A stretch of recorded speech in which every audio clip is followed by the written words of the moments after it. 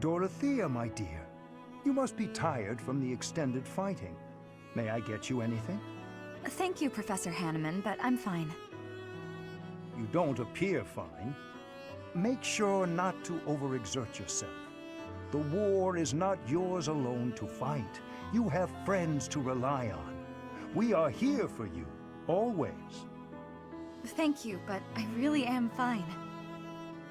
It's nice to know you're always thinking of me, though. Well, of course. You're like a...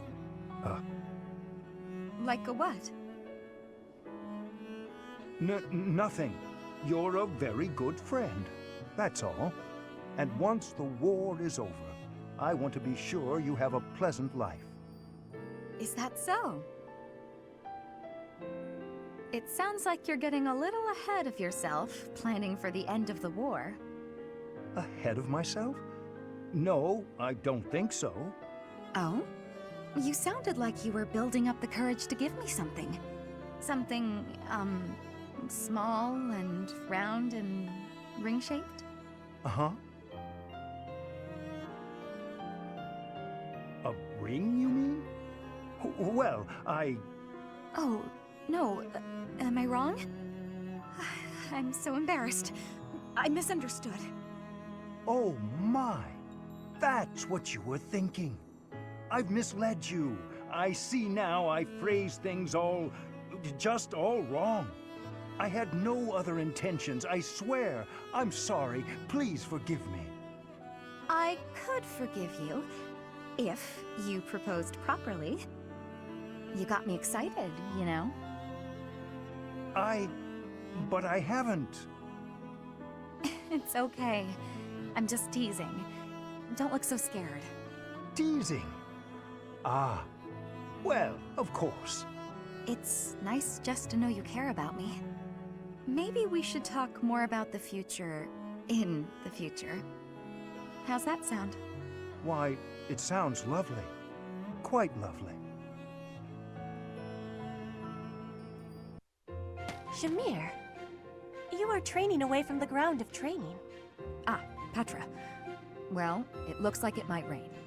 I have understanding. Rain training can cause unhealthiness. Can I give you a question now? Sure. You come from Dagda, I think. Why are you working at the monastery? You can tell I'm from Dagda? Oh, I suppose Brigid is our neighbor. As for why I work here, that's simple. I work to live. I also have an interest in seeing what happens to your professor. I don't plan to return to Dagda anytime soon. But Fodlan is an enemy for you, right? Are you feeling okay about that? The only ones I've fought in person are the Imperial Army. I carry no ill will toward anyone else. I have gratitude for your answering. You have given me understanding. How about you? Do you hate them? The Empire is your father's enemy, no? And it's Dagda's fault that Brigid got pulled into the war at all. So, do you hate Dagda? Or do you see that as none of your concern? The fault is not of Dagda. My father made his own choice to be joining the war. I cannot say I have no hatred for the Empire, but I do not have any for Edelgard. When I came here, she was always helping me. Makes sense. You can hate a country without hating its people. You speak with such honesty. It is very amazing. I'm not that special. I just don't let emotions get in my way. I heard what you did. I'm disappointed, Leonie. Hi, Shamir. What have you heard exactly? You aimed your bow at a group of students passing through the monastery. Was this your idiotic idea of training? I told you to be cautious. I'm sorry. Idiotic's a bit harsh, though, isn't it? What were you planning on doing after you took aim? Shooting passersby? Of course not. If you want to train, choose a target you can actually shoot. I know. Everyone was pretty mad. I really am sorry. Nobody's happy to have a bow pointed at them. My mentor used to do that kind of thing a lot. Mentor? Was that Geralt? I don't know much about him. Would he really do that? Would and did. Mostly when he was drunk, though. Not a good habit to emulate. From now on, only aim at bugs, like I showed you. But, I don't really like bugs. You don't like bugs? That should make you want to aim at them even more. I just can't look at them. Seeing all the extra legs and things, ugh, makes my skin crawl. Then just draw some spiders and hang them on the walls. Aim at the drawings whenever you pass one. Overcome your fear of bugs while you train. You want me to draw spiders? Ew, no. Would that even help? Yes, I should know. Huh? You were scared of them too? I was, but they don't bother me anymore. Okay, you've talked me into it. I'll give it a try. And don't hang them where other people might pass. Got it. Learn my lesson. Promise. I'm choosing to believe that.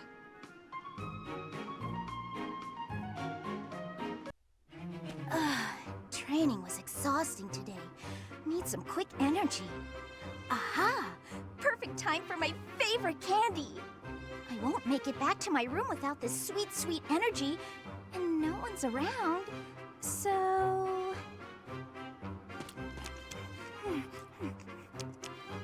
Looky here. It's the little lady of House Ordelia. Just back from training, yeah? You're unstoppable. Not feeling chatty, I see. Something to do with those puffy cheeks? Got a cavity brewing or what?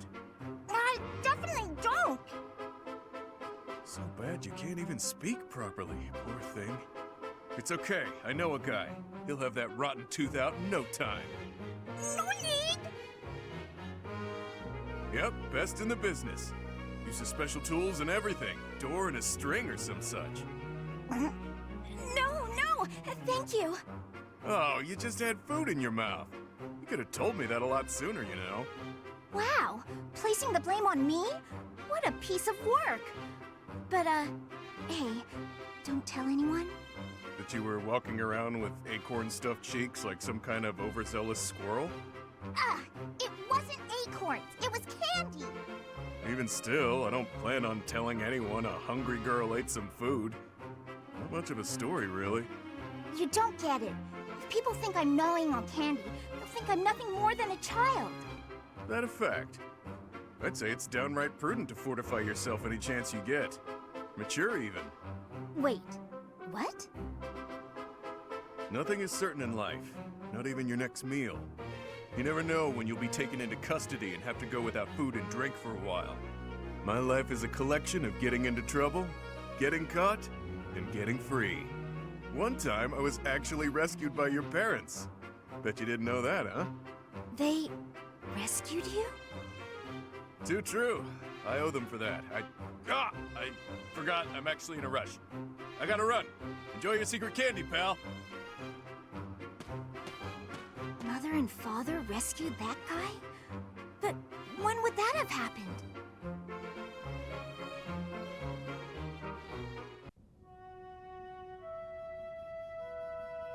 Seteth? Hello, Manuella. Is something the matter? You surprised me is all. Though not as surprised as you when you found me here before. I've never seen you offering up prayers so solemnly. I suppose I do typically make an effort to come here when no one else is around. Many look to me for guidance. I do not wish to disturb anyone's prayers with my own. But I did not come here only to pray. Really? Then what were you doing? I was swearing an oath to Saint Seteth. She is a special figure to me. It's become part of my routine to swear this oath before her likeness. More than any other, she wishes for a peaceful world. I believe it is my duty to grant her wish.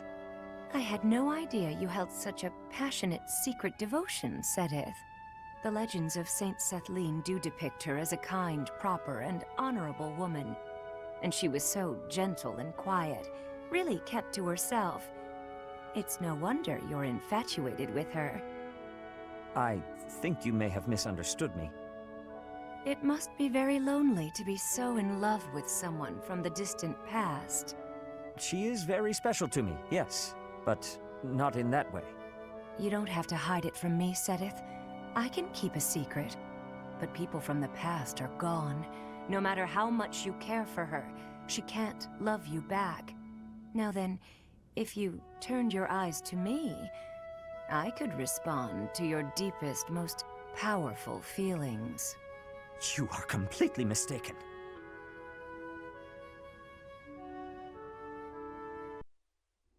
Shamir, can I be having your time?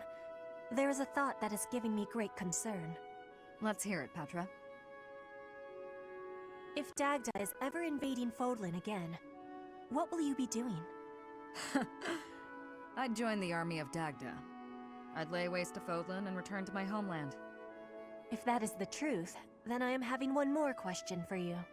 If that was happening, and all of us were fighting for Fodlan, would you be fighting us too? Of course. You expect me to die for you?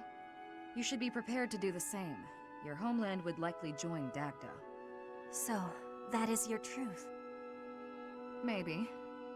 If you'd asked me 5 years ago. Hmm?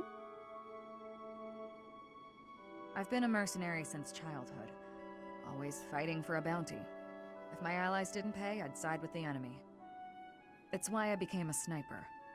Easier to dispose of anyone with a reward on their head. It's also why I joined the Knights of Seiros. I owed them a debt, but that's all changed. You are not fighting for money now? That's right. When I see everyone fighting for Fodlan, I feel inclined to help. I won't die for the cause, but I will protect everyone. If the army of Dagda engaged you, I'd fight at your side. Hearing that is giving... it gives me great joy. Until the war is finished, let us fight together.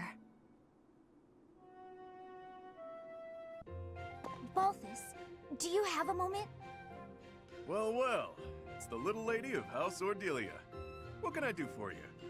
You piqued my interest when you spoke about my parents coming to your rescue. Oh, right. Forgot I let that slip. After I fled my home, I became something of a vagrant, getting into fights, borrowing money I couldn't pay back. The works.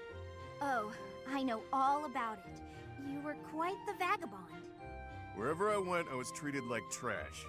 Securing enough food to live on got harder and harder. It became clear that I wasn't welcome in Alliance territory, so I decided to head over to the Empire. My big mistake was stopping by the Great Bridge of Myrden on the way. Just my luck, some jerk of a minor lord north of the bridge was on a hunt for the bounty on my head. Oh, that's awful. Would have been fine if I'd been alone, but innocent folks were around. Didn't want to endanger them. That's when I turned tail. I ran until I couldn't run another step, and found myself in Ordelia territory. I knew Count Ordelia from when I was still with my family's house, so it seemed like a decent option. I was hoping our history would be enough to secure a place of sanctuary, but no such luck. They refused to take you in? Yeah, I could tell there was some reason behind it. But they told me to get out as fast as I could. Ah, I imagine it was when the Empire was meddling with my family. We lived in shackles back then. Makes sense. Still, I'm grateful. They gave me food and distracted the Empire's cronies so I could escape. I was half dead from starvation, so that meal saved my life. No joke. Your family's the real deal. Just imagine what the Empire would have done to me. I can tell you it wouldn't have been pretty. I have no doubts. We weren't allowed contact with anyone from the outside. It was strictly forbidden. I see. Well, that's when I vowed to find a way to repay them. One day I'll do just that. And when do you intend to carry out this vow of yours? In due honesty, I don't see you as someone capable of carrying out vows right now, or even keeping your things together. Can't argue with that. It'll take me a while to repay that debt, but I will. Just you wait and see.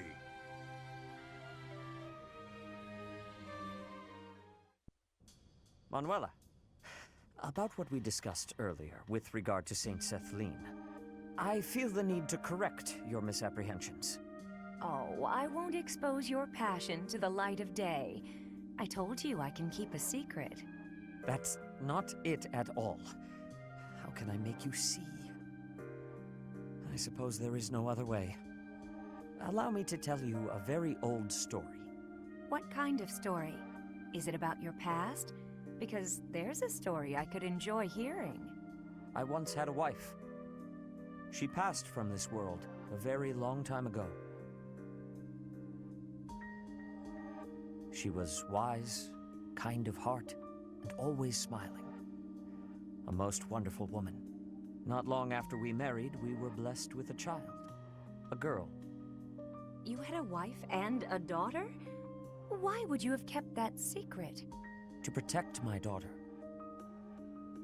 That has been my foremost concern ever since I had the misfortune to lose my wife. It is my daughter who resembles Saint Seteth. That is why I make my oath to this statue. Your story doesn't sound right to me. I don't mind saying it. Why is that? When you talked about your ideal woman before, your description was almost exactly Saint Seteth. Now you're telling me your daughter is a perfect match? It is not an exact resemblance. My daughter, for instance, is neither proper nor quiet. In any case, even in matters of love, an ideal seldom lives up to reality. That is the way of the world. Do it again. Say, the way of the world with a serious face. You're so stern and proper, but you really can be quite funny. I love a man who can make me laugh. My wife used to say the same thing. I never quite understood what was so funny. I sound like your late wife? Don't tell me. I actually resemble her, don't I? Mirror image, I bet. Absolutely not. Though... no, unthinkable. The way you say it, I suppose I must resemble her a little. Well, isn't that an honor? Say, Seteth, have you ever considered remarrying? You know, just so you're not alone? It is not a thought that has ever crossed my mind. I have been too preoccupied with fatherhood. It's been a long time since your wife passed, right? You should start thinking about it.